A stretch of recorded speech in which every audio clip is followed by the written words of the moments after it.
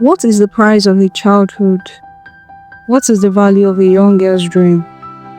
Can you imagine a life where innocence is stolen before it even has a chance to bloom?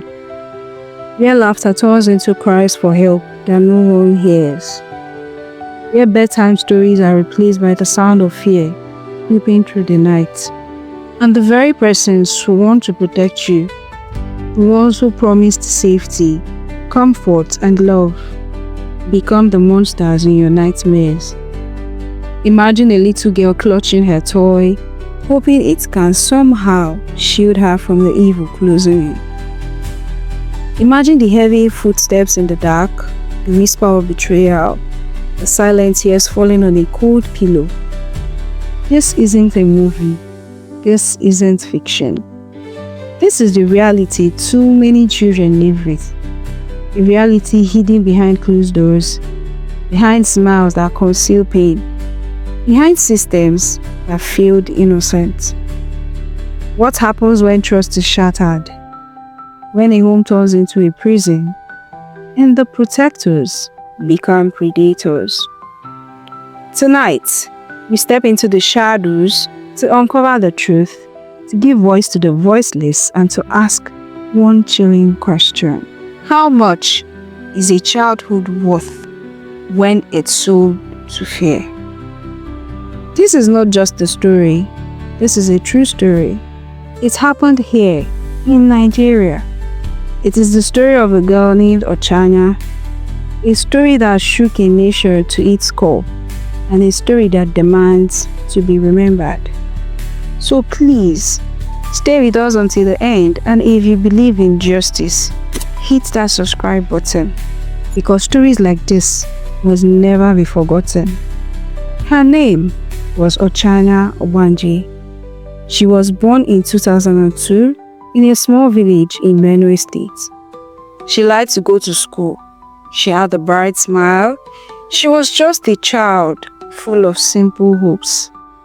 Her family wanted a better education for her. So around the year 2011, when she was only 8 years old, they sent her to live with her aunt and uncle in a nearby city. It was a decision meant to give her a future, but it was a decision that would lead to a terrible, very terrible end. The family she went to live with was the Ogbujas. Her uncle was Ogbuja, a lecturer at the Benue State Polytechnic, a man people were supposed to respect. In that house, the nightmare began. From the age of 8, the abuse started.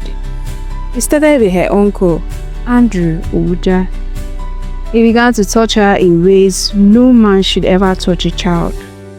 The person who was like a father became a monster, and the abuse did not stop there. His son, Victor Ogbuja, also joined in the torture. For 5 years, 5 long years, Ochanya lived in that house of horror. She was raped again and again and again. A child trapped with no one to hear her cries. Where were the adults? Where was her aunt? Why did no one see? Why did no one save her? The silence in that house was as guilty as the acts themselves. The abuse went on from when she was 8 until she was 13. Her body, still that of a child, could not take the violent attacks. It began to break down. She started to get sick. She was in pain. There was a smell. She could not control her body. The constant rape has caused a devastating injury. She developed something called vesicovaginal fistula, or VVF. This is a hole that forms between her bladder and her vagina. Because of this, urine and feces leaked out of her body non-stop. It is a condition that often happens to young girls after childbirth. But for Ochanya, it was not from the childbirth. It was from rape. Violent, repeated rape. Her family finally brought her home to her village. The bright smiling girl was now a shell of pain and sickness. They took her to hospitals, they tried to find help, but the damage was too great. The shame, the pain, the years of suffering had eaten away at her young life. On October 17, 2018, Ochanya Ogbanje died. She was just 13 years old. She did not die from a simple sickness. She was killed by the actions of Andrew and Victor Ogbuja. Her death was a murder. But then something powerful happened. Her story broke. It exploded on social media. The anger of a nation could not be contained. People asked, how could this happen? How could a child suffer for so long? The hashtag Justice for Ochanya became a battle cry. Women's groups, activists, students, ordinary Nigerians, everyone took to the streets. They demanded action. They demanded justice for the little girl whose life was stolen. The law had to answer. 2 cases began. First, Andrew Ogbuja, the uncle, Benue State government charged him with rape. The world watched the court case. It dragged on for years. People waited, hoping the law would do the right thing. Then in 2022, the judgment came.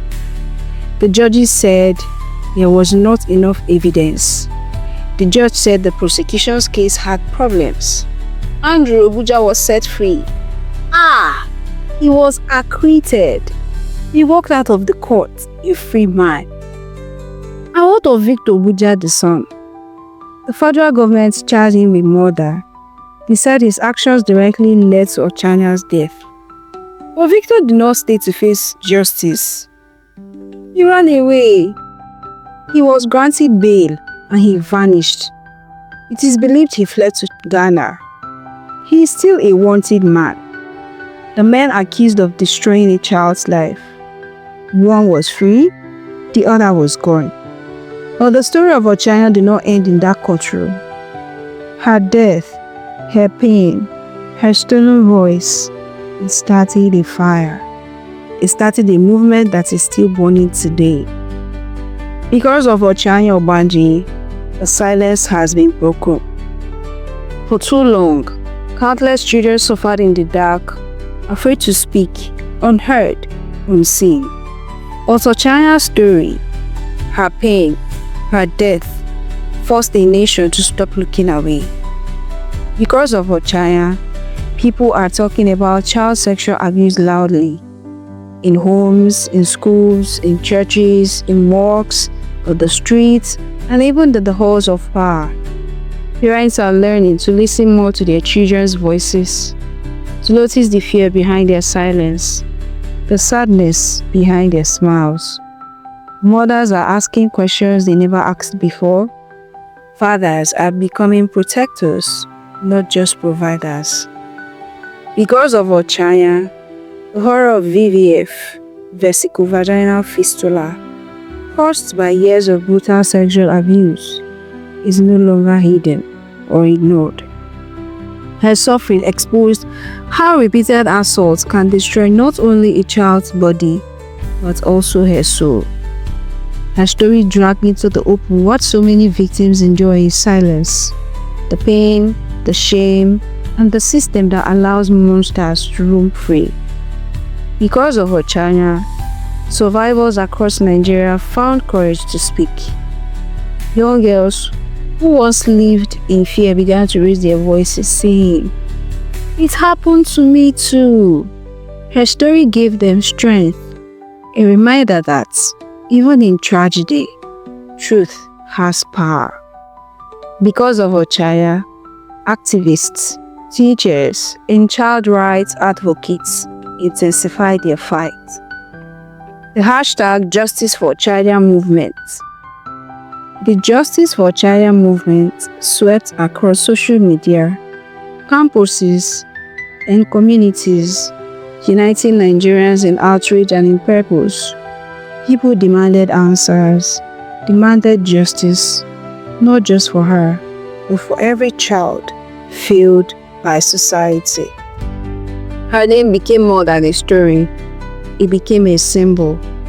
A painful symbol of what happens when trust is betrayed, when families and institutions turn a blind eye, but also a powerful symbol of hope and resistance. The cry of a nation saying, never again. Because of Ochanya, government faced mounting pressure to strengthen child protection laws and ensure that abusers are held accountable, no matter their status, their education, or their connections. Her death sparked reforms and conversations that may save generations to come. Ochanya's short life, filled with dreams of becoming a nurse, of helping others, of living a simple, happy life, was brutally cut short. Yet, in her passing, she ignited something unstoppable. Her name lives on in classrooms, in courtrooms, in every advocacy event that demands safety and dignity for children. Ochanya's story is no longer just a tragedy. It's a mirror, reflecting the failure of our society to protect its most innocent. But it's also a torch, lighting the path towards change, justice, and healing. Because of Ochanya, Nigeria is learning. Slowly, painfully, but learning. And every time a parent listens a little closer, every time a survivor finds the courage to speak, every time justice is served, Ochanya wins again. So when we ask, what is the price of a childhood? For Ochanya, the price was everything.